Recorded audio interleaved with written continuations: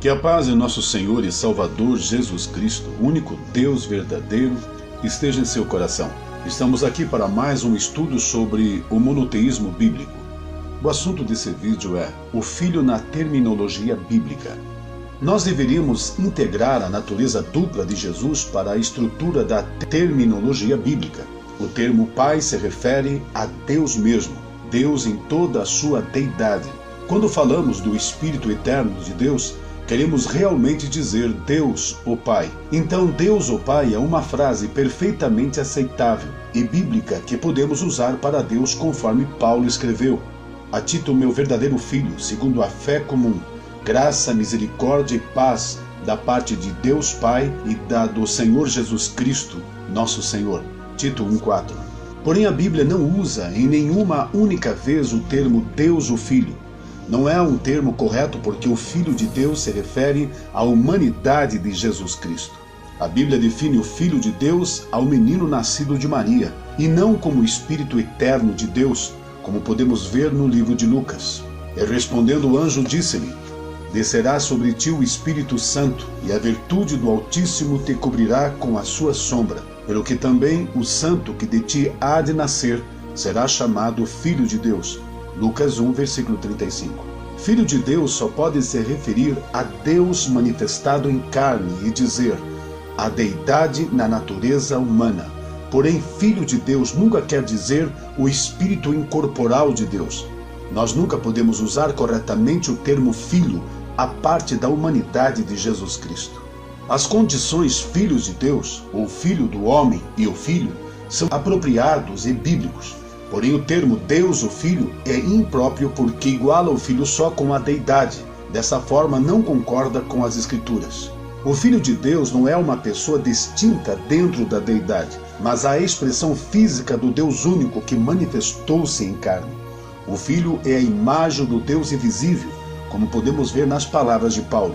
Ele nos tirou da potestade das trevas e nos transportou para o reino do Filho do seu amor, em quem temos a redenção pelo seu sangue, a saber, a remissão dos pecados, o qual é imagem do Deus invisível, o primogênito de toda a criação. Colossenses 1, 13 a 15. O Filho é a expressa imagem da sua pessoa, como podemos ver no livro de Hebreus, a quem constitui herdeiro de tudo, por quem fez também o mundo, o qual, sendo o resplendor da sua glória e a expressa imagem da sua pessoa, e sustentando todas as coisas pela palavra do seu poder, havendo feito por si mesmo a purificação dos nossos pecados, assentou-se à destra da majestade nas alturas. Hebreus 1, versículo 2 e 3. O Filho de Deus é a expressão exata do Espírito de Deus em carne. Muitos outros versículos das Escrituras revelam que só podemos usar corretamente o termo o Filho de Deus quando inclui a humanidade de Jesus. Vejamos alguns exemplos. O Filho foi concebido por uma mulher, mas vindo à plenitude dos tempos, Deus enviou seu Filho, nascido de mulher, nascido sob a lei. Gálatas 4, versículo 4. O Filho foi gerado, porque Deus amou o mundo de tal maneira que deu o seu Filho unigênito, para que todo aquele que nele crê não pereça, mas tenha a vida eterna. João 3,16. O Filho nasceu, e respondendo o anjo disse-lhe: Descerá sobre ti o Espírito Santo, e a virtude do Altíssimo te cobrirá com a sua sombra, pelo que também o santo que de ti há de nascer será chamado Filho de Deus. Lucas 1, versículo 35. O Filho não sabia a hora da segunda vinda, mas daquele dia e hora ninguém sabe, nem os anjos que estão no céu, nem o Filho, senão o Pai. Marcos 13, versículo 32. O Filho veio comendo e bebendo.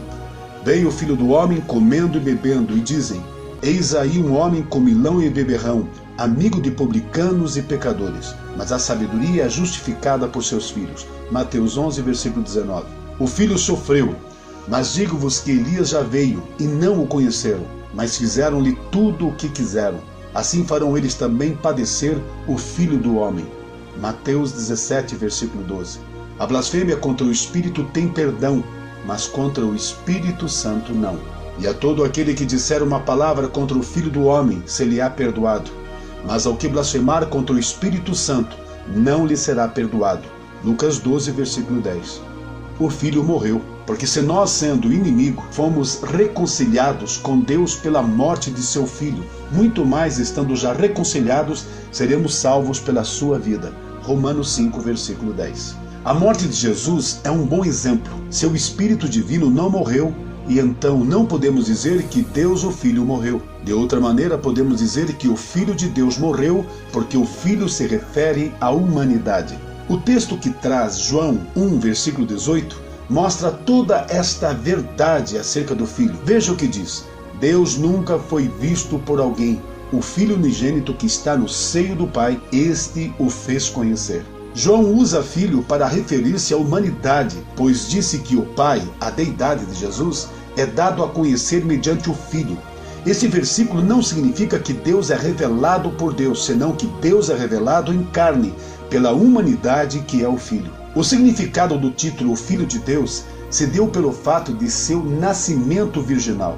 Ele é o Filho de Deus porque foi concebido pelo Espírito de Deus, constituindo a Deus literalmente como seu Pai. Quando Pedro confessou que Jesus era o Cristo, o Filho do Deus vivo, ele reconheceu o papel messiânico e a deidade de Jesus. E Simão Pedro respondendo disse: Tu és o Cristo, o Filho do Deus vivo. Mateus 16:16. O termo Filho Eterno não se encontra na Bíblia. A teoria Filho Eterno não vem das Escrituras. Deu-se início a este termo dentro da doutrina trinitariana, que crê na existência de 3 pessoas na divindade. Ao proclamarem Jesus a segunda pessoa divina, deu-se o início ao termo Filho Eterno. Vejamos a seguir 2 textos do livro de João que nos mostra o termo usado na Bíblia referente ao Filho. Porque Deus amou o mundo de tal maneira que deu seu Filho unigênito. João 3,16. E também o versículo 18 que diz: Porquanto não crê no nome do unigênito Filho de Deus.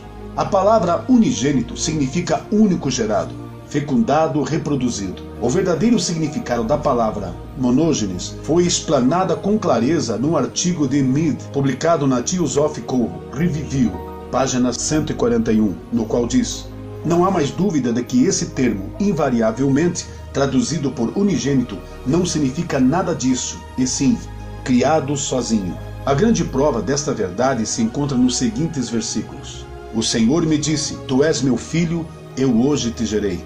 Salmo 2, versículo 7. Também em Hebreus 1, 4 e 5. Feito tanto mais excelente do que os anjos, quando herdou mais excelente nome do que eles, porque a qual dos anjos disse: Jamais, tu és meu filho, hoje te gerei. E outra vez, eu lhe serei por pai, e ele me será por filho. Como também está escrito no Salmo 2: Meu filho és tu, hoje te gerei. O que também encontramos em Hebreus 5, versículo 5. Assim também Cristo não se glorificou a si mesmo para se fazer sumo sacerdote, mas glorificou aquele que lhe disse: Tu és meu filho, hoje te gerei. Vamos rever novamente Isaías 9, versículo 6. Porque um menino nos nasceu e um filho se nos deu. Está claro aqui que o filho era a parte humana de Jesus, a carne que foi gerada. Todo o relacionamento entre pai e filho se deu início somente após Maria ter dado à luz, onde acerca disso vemos novamente no livro de Hebreus, capítulo 1, versículo 5. Tu és meu filho, hoje te gerei. Eu lhe serei por pai e ele me será por filho. O que foi gerado pela virtude do Espírito Santo no ventre de Maria foi a natureza humana de Cristo, o qual foi chamado de filho, quanto a sua natureza divina jamais poderia ter sido gerado ou criado. Todo o ensinamento acerca do filho, natureza humana, como eterno, se contradiz em si mesmo, pois eternidade é aquilo que é infinito, que não se relaciona com o tempo. Filho pressupõe tempo. Geração e pai é também um tempo que precede essa geração. Portanto, a ligação racional desses 2 termos, filho e eternidade, é absolutamente impossível, porquanto ambos implicam essencialmente ideias diferentes e opostas. Comentário de Adam Clarke. As palavras unigênito, único gerado e eterno são completamente opostas e contraditórias. Como nós já vimos em João 3,16, Jesus é chamado de unigênito Filho de Deus. Porém, muitas pessoas usam a frase o Filho Eterno, mas esta frase não é correta. A Bíblia em nenhuma parte usa esta expressão. É um conceito que a Escritura contradiz. A palavra unigênito, criado sozinho ou único gerado, como já visto, é uma forma do verbo para gerar que significa procriar. Então, unigênito indica um ponto definido no ponto de tempo, o ponto no qual ocorreu a concepção. Por definição, o procriador, o pai, sempre tem que preceder o gerado, descendência. Tem que haver um tempo quando existe o procriador e a geradora, sem os quais não se formará o gerado, para entrar em existência. E também tem que ter um ponto no tempo quando acontece o ato de gerar. Caso ao contrário, as palavras unigênito, único gerado, e filho, ambos contradizem a palavra eterno, como é aplicado ao Filho de Deus. Nós consideramos que o Filho de Deus se refere à humanidade de Jesus. Está claro que a humanidade de Jesus não é eterna, senão que nasceu em Belém. A pessoa pode falar de eternidade, passado, presente e futuro, somente com respeito a Deus. Desde então, o Filho de Deus se refere à humanidade, ou deidade em humanidade. A ideia teve um princípio. Bem, chegamos ao término desse vídeo.